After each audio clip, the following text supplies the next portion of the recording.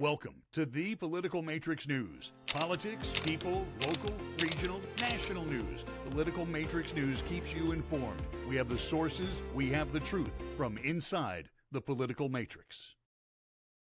Okay, we're back. This is Greg Fink here with Jonathan Cole in the Political Matrix News. Our special guest today is Charles Barfield. And I think we're going to speak right now about the governor getting rid of the DEI offices at the universities throughout Florida. And so go ahead, Jonathan. You want to go ahead and take the lead on this one? I'll set the table. So, yeah, it happens too often in politics, and it happens on both sides, but you legislate things with the intent of pandering to your base.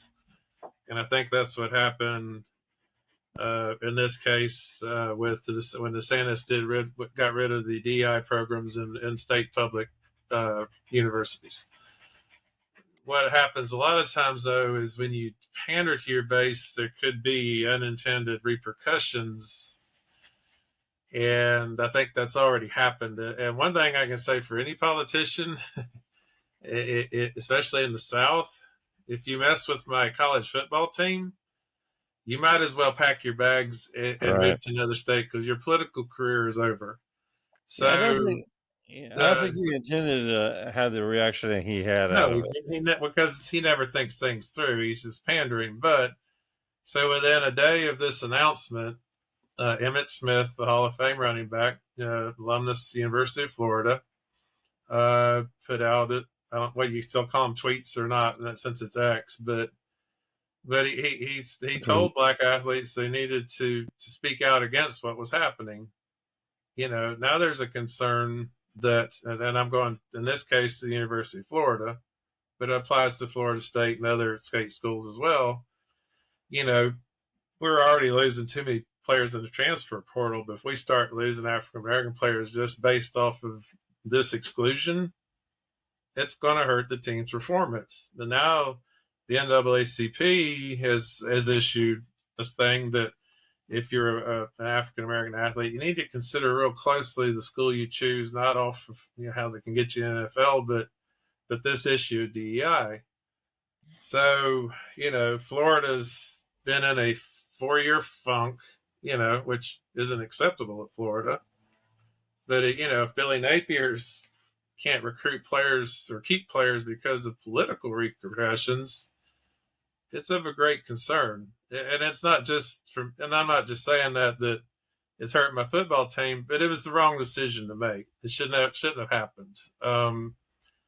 It goes back to what Charles was saying about, acknowledging at least that, bringing African Americans to this country under the conditions we did, place them behind an economic 8-ball. So we got to help somehow. But now, because I'm, I was running for president, but I need to make some points, do something with my base, keep them energized. I'm going to get rid of this big bad affirmative action. Well, as I said, there's repercussions on a lot of different levels. So that I definitely wanted to get Charles's opinion on this issue and what he thinks about it. Well, Jonathan, I think that I will agree with you to the extent that I think Governor DeSantis is trying to get relevant again. I think he's done everything, all his shock jock racial, explicit races, racial undertone, racial insensitivity, just racial arrogance. In terms of, this is just the latest of a historical record that he's been blatantly insensitive and just wrong on. But this is the problem with it, is that,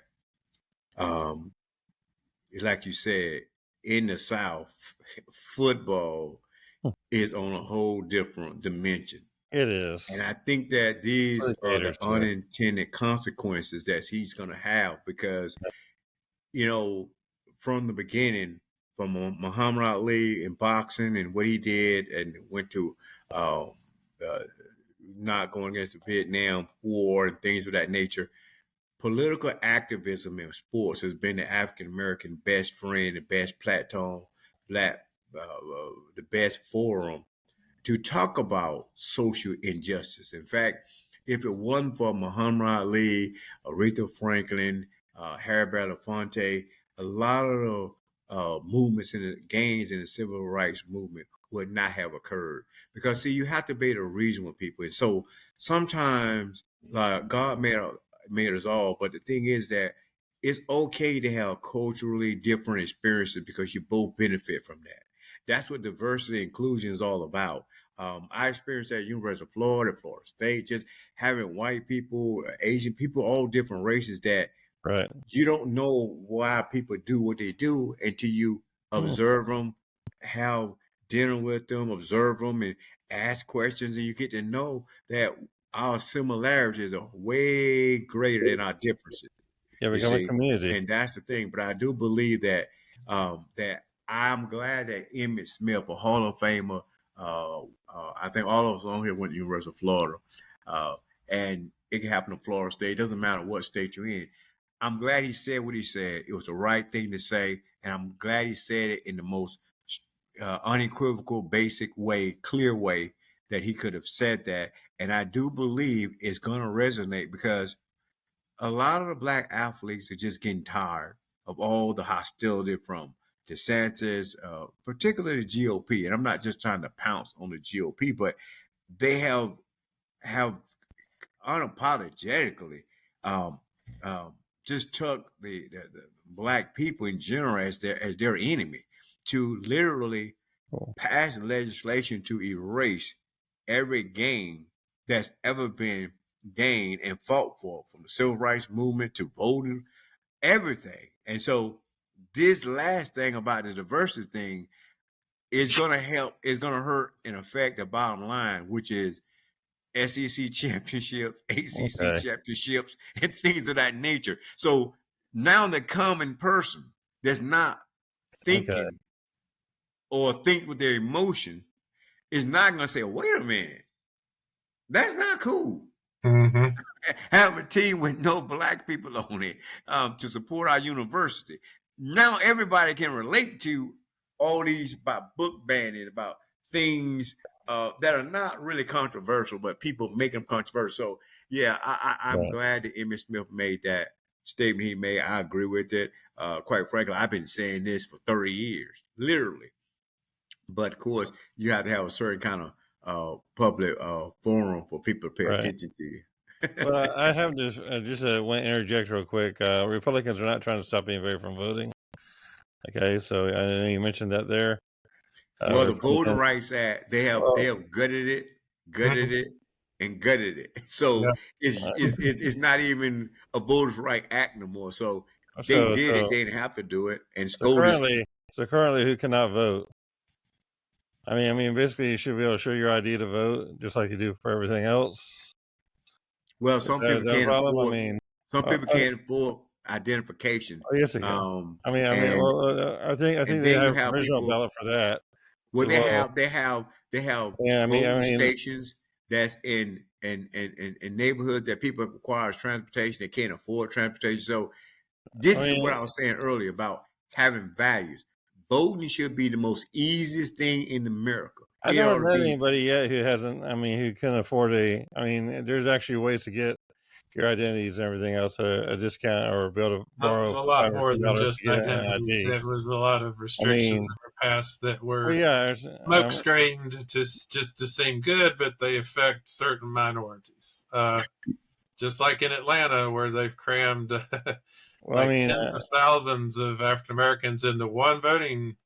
Those single districts. I do see voter fraud. You have to wait 5 hours in line to vote. I agree with you on the voter fraud. You and I, Georgia, but they even passed a law. You can't pass out water to people who are standing in line to vote. You can. Who did that apply to? Either. But I'm just saying, these were all knee-jerk responses to what was shown on TV. You can't pass out water or anything to voters for decades. Yeah, I know, but when you've got tens of thousands of voters standing in line, they're about to pass out. And usually a lot of people that hand out the water, they usually vote for that person who hands out the water. If they're wearing a T-shirt. It's a slippery slope. If this is allowed, then we'll go back to They're trying We'll to go make sure back you're to not renting buying a vote. success and poll taxes. It's I agree. Okay, I agree with that. yeah, Okay, I agree with you on that. It's no doubt that Yeah, there's but right model now, forms. I mean, anybody can buy cigarettes and buy alcohol or buy medicine or anything else. And a lot of poor people have access to do that. And very poor people, like extremely poor people, that have no money, can still buy cigarettes and alcohol. They should be able to use that same ID they use to get cigarettes and alcohol to go vote with. I mean, it's a Yeah, fake but ID. that And not now, but if it's a fake ID they're using, then they can't use a fake ID. I get that. But if it's a real ID, they should be able to use that. yeah, but the problem with that logic, though, Greg, is that you making a general statement to fit Yeah, I'm a assuming. Yeah, totality of the population. right. We don't know Well, what that's the true. means are, or the average, or the population base And you're in correct. I terms agree of with you on that. what they can afford. But what I'm saying is fundamentally that there should be no restrictions with driver license. If the government going to Well, require there's you a to lot have of an fraud. There's ID, a lot of people that want to vote listen, in multiple it ought to be places. free. It ought to be free if you're going to make that a mandatory thing. Because A driver's otherwise, license? $30, $40, or $50 for a driver's license is expensive for a lot of people A who are driver's poor. license is not a right. It's a privilege. That's why I tell yeah, my but kids. you're Because bringing kids are But the dangerous. voting, I'm but the dangerous voting. private. Okay, I'm glad Voting you is said different. that. Watch this, I'm Greg. talking about driver's license. Yeah, Is what I was talking voting about. is the right, Exactly. Voting's a constitutional. right, So, not a and privilege. if the privilege is to require a But photo you identification, had to be able to then vote at one that place, though. is You infringing on a can't. constitutional right. yeah. Unfortunately, Well, it's the same you talk reason about we don't have universal no. background Okay, checks. you talk about generalities and everything else. There are generalities here and realities with the generalities that people will vote at multiple locations to make sure that their guy wins. There is voter fraud out there at every level. I mean, on both sides, Republican, Democrat, nonpartisan. People cheat. That's the way this Greg, country that is is. not true. It's set. No, That's it is. No, statistically and it's factually not true. There's literally no voter fraud there's in there's terms been of voter fraud since the from 1800s. from an aggregate standpoint or statistical standpoint. For every probably I 10 million votes, you may have 0.1%, and Right now, that's I'm working with. I've already found 3 or 4 dead people voting here in Oshawa County. That was just a really quick 10-minute look. They've been voting for 10 years. They were dead for 20. Well, They've I been dead always for the go last back 10 years. to And we're having that issue here because a lot of the people on the voter rolls. I've been doing direct mail and campaigns for the last 30 years. We have a lot of people on the rolls who are not alive. We have a lot of people who are on the rolls who are using fake addresses. We have people on the rolls who basically the election officers are not, properly purging the rolls properly. And so there is a lot of fraud with that because there's a lot of fraud from the get-go of how you how you're registering to vote. And so that being said, if it's fraud from the inherent beginning point, there's fraud at the ending point as well. Because if they started out lying to the elections office about who they were and where they lived and everything else, and it didn't get corrected, the ending day of election day is still wrong. It's still a fraudulent vote. Because, I mean, for example, somebody says that they live on the 5th floor. The building only has 3 floors. And they're registered to vote on the 5th floor, everything else. But there's no 5th floor to that building. That's, I'm saying if I'm corrected or not. That's not a proper registration to vote. That's not a proper card. I mean, they fake their ID. They fake their listen. location. I don't know. And that does happen a lot. It does happen, but I'm saying that it is absolute anomaly and it's so rare. And what I do know from a practical standpoint is the people who usually get busted for that are the politicians that's complaining. Exactly. I agree. You're right. I mean, Florida Jonathan, we've had people with ballots of 5,000 ballots showed up in somebody's trunk a few years ago in Santa Rosa County. We've had issues where Jonathan had to vote 4 times last time. I had to vote 6 times. The Scantron just didn't work randomly. We had issues where there are still 600 people waiting in line to vote, and they went ahead and just closed a precinct down. I mean, there is a lot of fraud on both sides. And I think if what is the difference between fraud, Greg, and just problems? I mean, there could be some. There's a difference between fraud.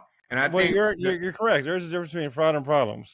But whenever at the end of the day, those people are still voting and you look the next morning, and the precinct numbers are still the same as they were the day before, and those people's votes Okay. just Well, let's never, get back on never DEI happened. though, because that's what we were talking about. Right. So while I said what I said, I also feel that this is an excellent platform for African Americans to have some leverage because, Yes. like you said, that's in the SEC, football is king. Right. And it's funny. The very first I saw of this wasn't national news media. It was actually I get a SEC thing, and so this was an article from Arkansas, and that article was an editorial. It was talking about how they tried to do this same thing in Arkansas and it failed. So now Arkansas's coach Sam Pittman feels now he has an advantage in recruiting he didn't previously had against Florida, Texas, and Alabama because they have eliminated DEI in their colleges.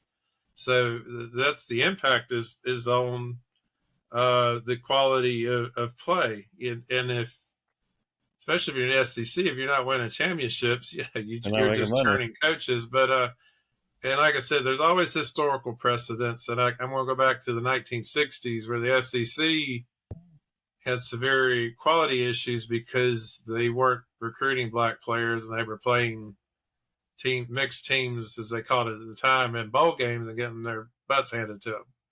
Mhm. And even then, there was still reticence. Even after it was 6 or 7 years after the Civil Rights Act passed before Alabama recruited its first black football player.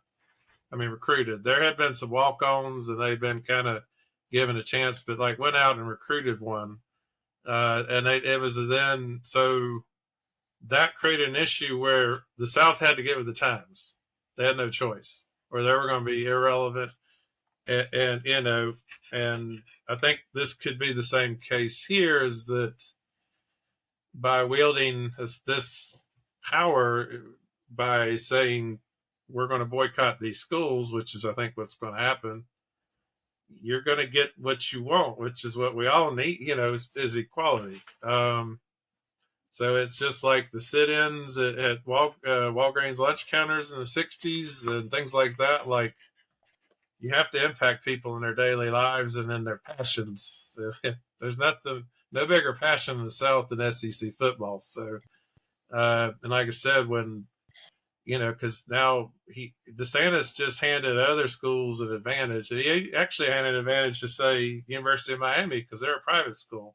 Right. They don't have to abide by this. And I went and looked online. They still have diversity programs. Yeah. So, what's his name? Cristobal, he can go into a house. So you don't want to go to Florida. You don't want to go to FSU. You need to come to Miami. And he's going to get a better listen than he did 2 weeks ago. Oh, yeah, you will.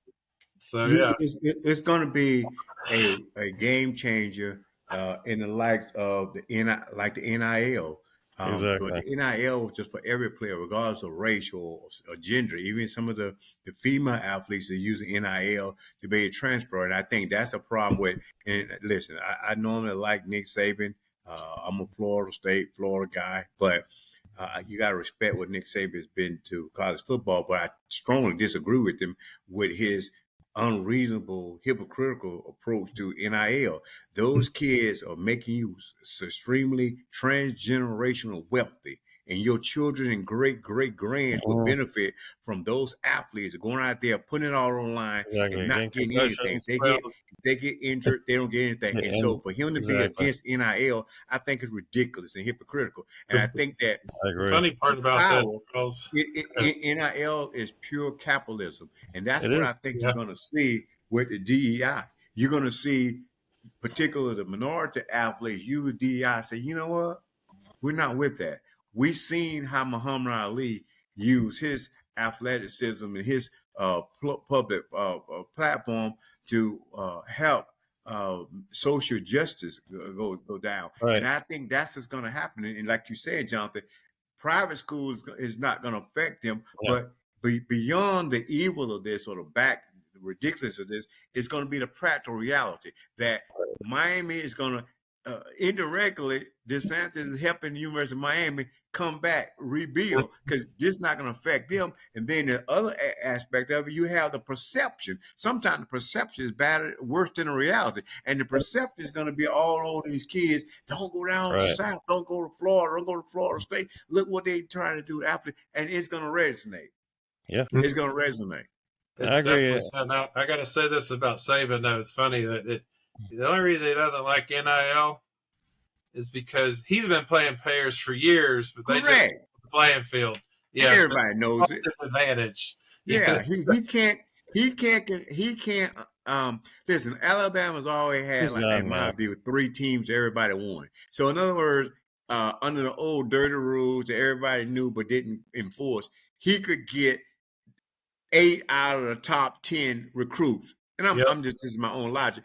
Now the players are empowered by NIL, and they can say, look, this capitalism is the purest example of capitalism. Every capitalist ought to love NIL. Yeah. I remember when I was in college 30 years ago, I was like against, the idea of paying. No, you get an education, blah, blah. But as I became older, became mature, I see the inequities in terms of what these networks are giving them for media rights and advertisement and all the crazy money they're making. And these guys go out there like professionals. You want them to be in, just say if you play for Florida, you go to, Tennessee, it's snowing, bad weather up there, and then you have to come back and play another team 2 days later. What about your academics? What if you get sick? What if you break a leg? What if you don't make it to the NFL?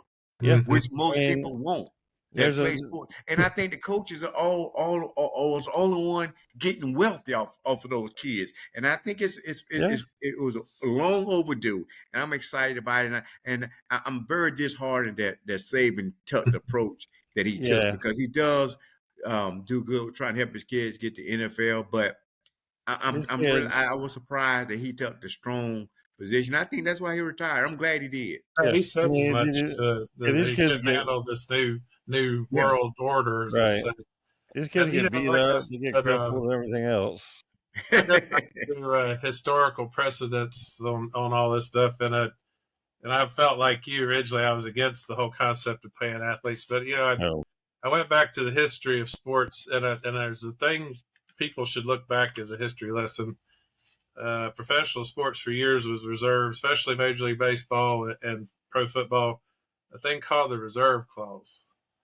And what it was that if a team drafted you or signed you, you were enslaved to that team until they deemed fit how you should go elsewhere. Now, they could trade you or they could cut you, but they could also send you down into minors and keep you there if they didn't like you, and you had no redress.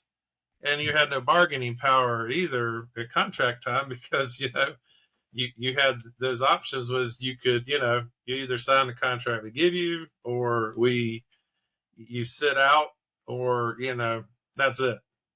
So for years and years and years that went on, and there were efforts to fight it. But there is a gentleman, his name is Curt Flood. Yeah. And he doesn't get the credit he deserves, but he was a martyr. He martyred his Major League Baseball career fighting the reserve clause in the courts, and lost, which shows how the system was rigged. But, but it got awareness to a point that finally Marvin Miller was able to get free agency in the mid-'70s. So I think the same thing is true here with the NIL. It's a very similar concept. I think it's long overdue. Because the owners said that the reserve clause was the bedrock of the sport, and without it, it would fold up and die.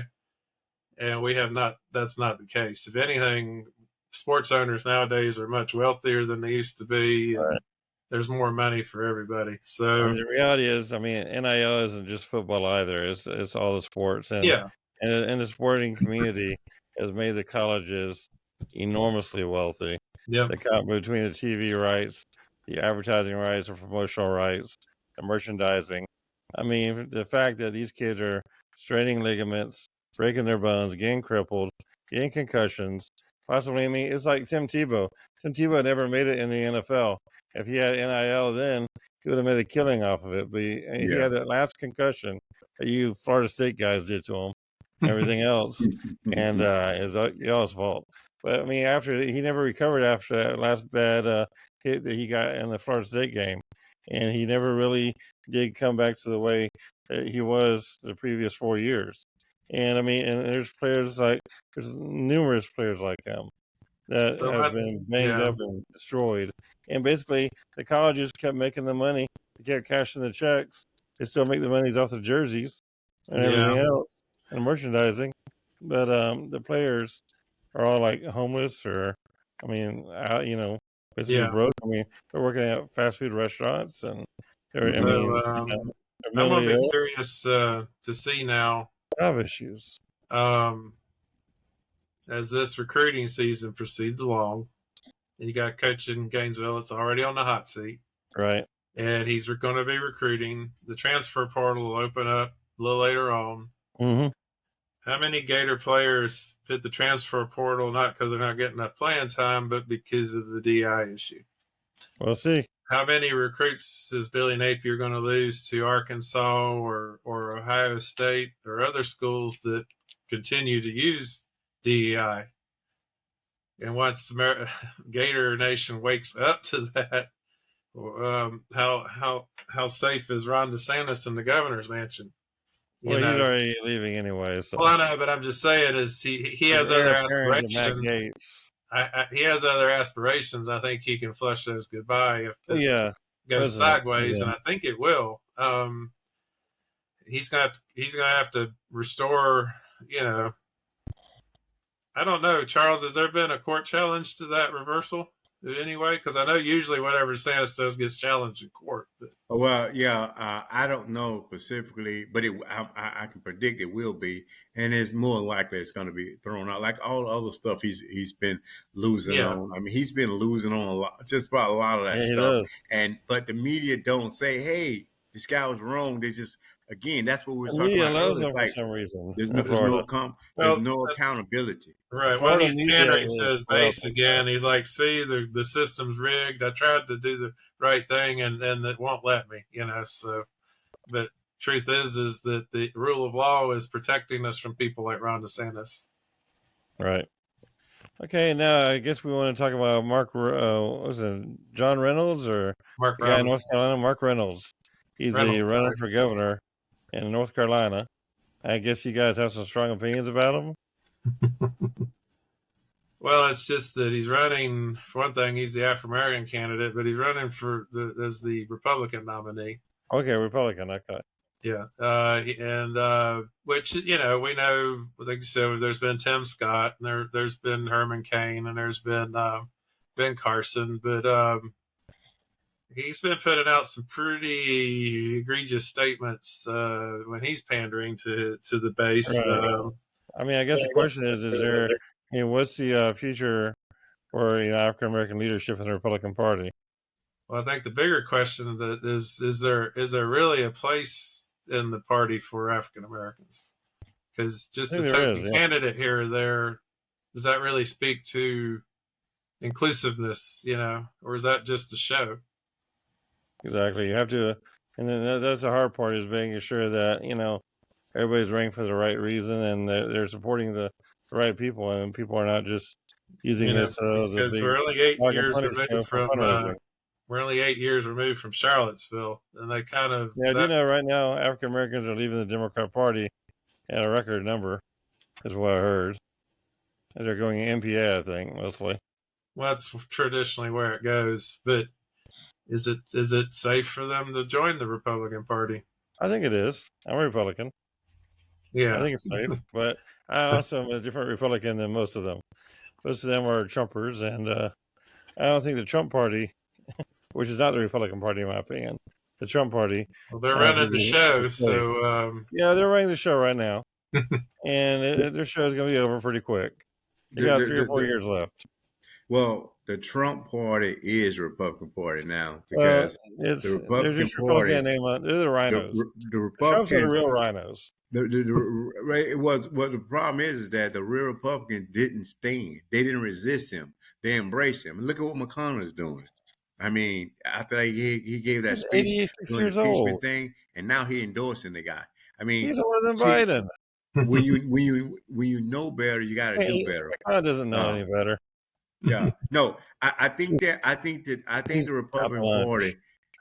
forever basically let the party die and get took over by Trump and the Well, foolishness that he was doing. Now, just yeah, like this guy, it's this screwed North up. Carolina governor, he doesn't ascend to that level without help from the background. And the fact that he's saying these is not inflammatory stuff. You can cushion up with a euphemism. This guy is bonkers. He is cerebrally I know anything bonkers. about him. I And, got and, research him. and so well, when you make statement that said women shouldn't vote and blacks Oh, should that's pay ridiculous. white reparations, and there's so many, he's got like a roll call of stupid stuff that I mean, this is not That's not serious, really. exactly. He's an unserious guy, but this is the problem. He is the nominee for the GOP, and North Carolina's not like a little small state. You know what I mean? No, It's they're a pretty big. Yeah, significant yeah. populous state. And for Yeah. him to We're be 12 now. saying that kind of crazy They at got a that lot of IP level there. is unbelievable. I mean, they That have a he lot of can tech. say these kind of things. They got tech software, tech hub there. They got a lot of AI being created there. A lot of DoD contracts there. They got military bases, and they're putting him forward as a nominee. Really? Right. That's And this is the thing, as you both know, Jonathan and Greg, that there's nothing that can instantaneously get your attention in American like politics. We're losing. Well, I would say this, and I'm not trying to be no GP. It used to be that when you lost an election, all of a sudden you got a revelation, but not under Trump. no. Trump Trump says is Trump, coming the election was upwards. rigged. Yeah, There are some parts that were rigged, but we'll talk about it on a different show. Nah, I whatever do, it is. yeah. okay, you know what, I do think the way he said it was rigged, you're right, it wasn't rigged that way. Mm-hmm. I do think there's some rigging some other ways, but we'll talk about that on a different show and everything. But no, with Reynolds, I mean, being the nominee and being this outlandish character, I mean, he's not the only African American leader out there running with the Republican Party. Tim Scott's really a good African American leader running. I think the Republican Party is ready for, more diverse, leadership and everything in it. It needs to be ready for it. Let me put it this way. I have, even to this day, I have a tremendous amount of respect for Michael Steele, the former head Exactly. of the He's RNC. great. I disagree with him strongly on some points, but I respect him. I believe diversity and inclusion need to be in every place. Exactly. You see, It's not a I Democrat don't want Party. everybody thinking like me. In business, I don't want everybody to work with me thinking like me. I want someone who Right. can think differently from me. Sameness is not a good thing all the time. You Right. want to be I able agree.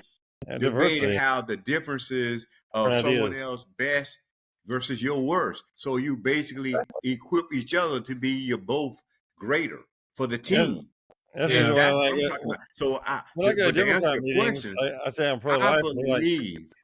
believe you gotta have different people in different places. Like, for example, I'm giving you what I think is a reasonable example. I highly respect Michael Steele, even when I disagree with him, because I think he fundamentally is sound. I believe he's sincere in how he view government.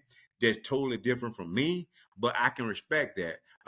Even Tim Scott, I totally disagree with, but I can at least have dialogue with this guy. But this North Carolina governor elect guy is bonkers, and we have to be able to say that this guy is fruity. He's and we should fruity be able to pebble. say something about the Democrat Party as well. I mean, the Democrats are not really open to a lot of diversity either. I mean, you're lockstep. You're for the transgender movement. You're for the, you're pro-choice up to 60 weeks or, whatever and everything. I mean, they're very lockstep with their social issues. And I think, I mean, I have I'm a not brother locked who's a into very a strong party. liberal. I'm an ideal guy, okay, and Exactly. value guy based upon God thing. Like, I disagree with the Democrat. Basically, how I am, I don't believe in anything against in terms of that LP, whatever LGBTQRS. LGBT movement. I believe my biggest problem with the Democratic Party is that seems to be 99% of what they're about. Exactly. And I have a that's problem wrong. with that Yeah. based upon my Good. faith in God. However, I have zero consideration for the GOP. Now, I used to like a Jack Kemp type of Republican, okay? A Rockefeller type of Republican, a George W. Bush Sr. kind of Republican. Right. There's a lot of us out there, You know, so I'm with that kind of John McCain Republican. I like. I'm just giving you an example. I like those kind of Republicans, and I think that's I don't have no problem with. You know, people don't realize this, but Civil Rights Acts, when they passed, it was majority Republican votes. But those two parties are totally different from what they were then. Right, and that's what I'm saying. I do believe.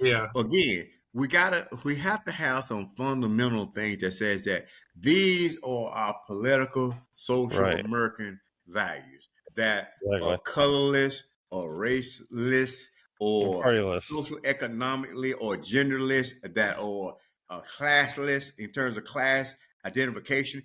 We have to have some coming out to say, listen, we have fought too many freaking centuries, from slavery to Jim Crow to get integration and get things to a fundamental level. And voting should be one where we say it should be easy to vote in America. And we keep going backwards in this country. And that's what's frustrating to me as an African American person, is that all the gains we've got have been erased and blown up intentionally by ill-intended people, and normally from the right. And that's just the bottom line. That's how I see it, and I call it bluntly. That's how it is. And so where I see things is that I have an issue with the Democratic Party, but I can work with them.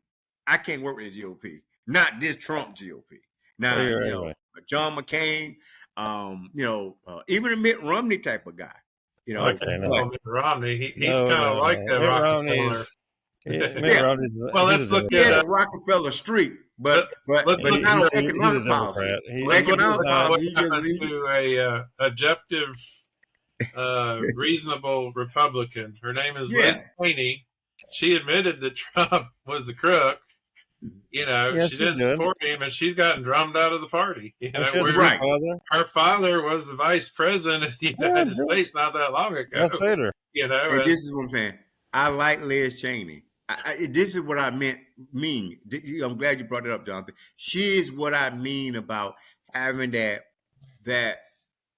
and I don't like patriotism, because that's just a euphemism for racism, but that American values, what I will say, where you say, you know what, the Constitution is greater than me. The Constitution is greater than anybody. If we don't believe as Americans, we got nothing.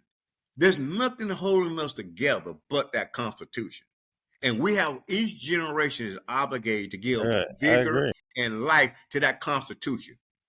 Too many people have died because of things, but that Constitution, and the Constitution was always designed to be progressive, so we can fix things. And I don't like these judges trying to say what was. No, the Constitution, when they say American originalist interpretation, that's a bunch of hogwash. At the end of the day, that's why we have amendments. So each generation can add to it, but there ought to be some fundamental stuff that we can all agree on, regardless of political parties. And I think we did a good job of naming some type of I think reasonable Republicans and things. But we're definitely gonna have you back on the show here. I mean, this is a great show. We have gone way over right now. I think, and so, but it's all good stuff. It's all great stuff. Charles, it was great speaking with you. Your insight is really, really well put. And I did disagree with you on a few points and everything here about patriotism is not always racism, but we'll talk about that on a different show. All right. Hopefully you can join us here next week or the week after, and we'll figure it out. We'll put our schedules together, and we'll go from there. All right. You guys, it was a great show today, and everybody listening to the show, please stay tuned for more shows just like this. And this is Political Matrix News, and have a good day.